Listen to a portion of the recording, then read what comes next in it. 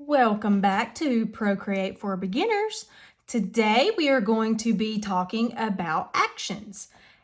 You will find your actions menu right here with this little wrench tool. Just click on that and that will open up your menu. Now, instead of talking about everything here, I'm just going to go over the ones that I use most often.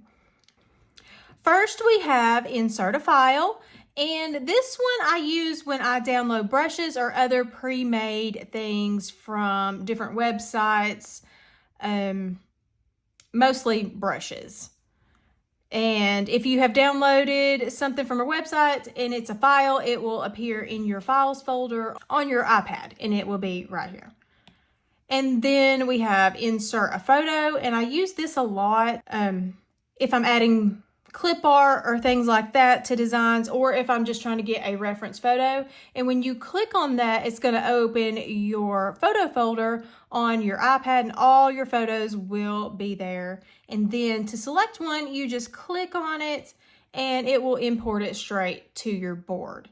And then you can use that photo or clip art or whatever it is that you have imported in your designs. And then we have take a photo. I don't really use that, but if you wanted to take a photo of something with your iPad, after you took the photo, it would just pop it straight up onto your artboard. I use add text a lot. That is how you add your text. And you would just click on the add text and then type your message or whatever you're wanting to say. And then you have your text on your artboard. And I will go over more about text later on. I'll just do a whole episode showing how to change your fonts and manipulate text and everything. And then you have like cut, that just will cut the last layer that was selected. And then you have paste. You can paste back whatever you just cut. You also have copy, where you can make a copy of that layer. And if you look, well, you have to paste it after you copy it. So after you copy and paste, you will now have a copy of that last layer. You can also do it with any layer and just click copy and paste. And then like now we have two of the dolphin layers. And then copy canvas, I haven't really used that, but if you click on that, it copies your entire canvas. So it will copy the background and any design elements or text elements that you have.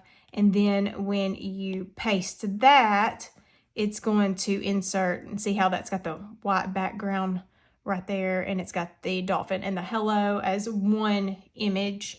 So it just copies your entire screen, and then when you paste it in, it's just one image file. Okay, and that's all on the add menu. Let me delete this stuff. Let's delete all that before we start on the next one. The next one is canvas. And on the canvas menu, your first one is crop and resize. I have never used that. I just like to make the artboard whatever size I need and go from there. But if you were to use that, you can adjust your artboard from here. You can change the size of it, the dots per inch. You can rotate it. And yeah, but I have never used that ever. I have used Animation Assist a time or two, and it will just put your layers down here where you can see them, and it makes it easier if you are creating little animated designs or like cartoons or something, ads. I used it for an ad before. I've never used Page Assist. Drawing guide, I do use that quite a bit. If you click on the drawing guide and then click edit drawing guide, it brings up some different options down here. 2D grid, I use this quite a bit, especially when I'm trying to line things up. Most of the time I use it for like completed designs, or if I'm doing my recipe tracing and I have to line up the body of the recipe with a title or something, it just makes it easier to line up. And you can adjust the opacity of your grid, you can adjust the thickness, you can adjust your grid size to whatever you want it to be. And I have also used, I like Symmetry. I've used that quite a bit. It's pretty neat because you get options down here. When you click on Symmetry, you'll see you have a line in the middle. You can choose from vertical, horizontal, quadrant, or radial. And let me show you what each of these do, because this is really cool. So if you click on vertical and click done, if I was drawing something, whatever I draw on this side is going to draw on the other side at the same time. So let's just make a heart. So you can make a heart with just drawing one side. And that's really handy if you're drawing things that mirror each other, or that is mirrored on both sides. So you only have to draw it once and your sides look exactly the same. And then if we go back into that drawing guide, you can go back to Symmetry and click on options and do horizontal. And it basically does the same thing. It just, got to get on the canvas. It just does it horizontally instead of vertically. And see, I can make a perfect, not perfect, but a perfectly symmetrical cloud, I guess that is. Or we can make a flower. Let's see. Make this a flower. Here. You can make a perfectly symmetrical, lopsided flower. Okay, and then if you go back to your drawing guide, and we're going to go back to Symmetry and click on Quadrant, it's basically the same thing, except you have 4 boxes, and whatever you draw in one box will show up in the other 3 boxes. So this one is really good for like flowers, or that looks terrible, but you get the idea of what I'm trying to do here. And you can just draw one side and get all of your quads are exactly the same. And then you have one more on the Symmetry option, and that's radial. And it just gives you, is it 8 portions instead of 1, or instead of 4. And whatever you draw on this one will show up on the rest of them. This is really good for drawing like mandalas or flowers. And it just makes you can do little patterns, and it does it on all of it, and it just saves you some time and keeps everything looking nice and neat and symmetrical. Okay, moving on. Let's see. Okay, and here, reference. I have used this a couple of times. If you click image, you can import an image here. Well, maybe. And then you can use it as a, as a reference guide. If I can figure out how to move it. Okay, here we go. You can move that around. And then if I was trying to draw this dolphin, let me turn this assisted off. You can just kind of look at it, and you have your reference photo right there. So you can just kind of go, that don't look right, and draw from there. See, looks just like the reference, or not. But that just gives you an idea of what the reference guide is. And then to turn off your reference photo, just click on reference and turn it off.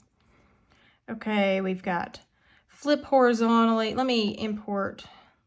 Let's import a photo here. Let's get the dolphin again. Okay, and if you go to canvas and flip horizontal, we're just going to turn him around that way, horizontally. Or you can flip them back around, or you can flip vertically and you can turn it upside down.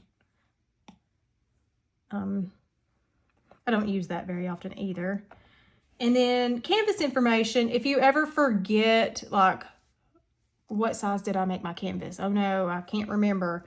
Just go to your dimensions and you can see this is 3,600 pixels by 3,600 pixels, which is equivalent to 12 inches by 12 inches and 300 dots per inch. And then you can also check your layers. I have 37 layers. I've used 2. I've got 35 layers available. You can make sure your color profile is set to what you want it. And you can also see your statistics, like how many strokes you've made, how long you've had this, this artboard open, and what your total file size is. Okay. Share. This is our next tab in the actions menu. And you'll use this a lot. This is how you export your designs or clip art. And to export, you would just pick which file type you would like to export as, and you would select that, and then you pick how you want to export. I use AirDrop a lot. If you have multiple Apple products like a MacBook or phone or a Mac computer, you can AirDrop stuff to your other devices, or you can just save the image to your iPad. And I'll talk more about saving files later. We'll get into that a little bit deeper. I'll show you like what you need to do before you save a file, but this is where you go to save it. Okay, and then you have video, and this is just a time-lapse replay of whatever you have done on the screen. And you can, those are pretty cool. It will show you like drawing an image, and it will show you like step by step, like each little stroke, and it will be like sped up like a time lapse. And over here is where you can set your preferences. I just kept mine at the default preferences, but you can change if you don't like the dark background, you can change it to light. If you don't like your brush settings over here, you can move them over here to the right-handed interface. I don't know why I have mine over here, but that's where they are, and I'm going to leave them there. And then you have dynamic brush scaling. I just leave that on. Project canvas and brush cursor, all of that I leave off. And size and opacity sidebar, that is that. And then you have help, and this is just from Procreate, their help system. If you purchased anything through them, you can restore it here. Advanced settings is going to take you to the settings of your iPad where you can make adjustments there.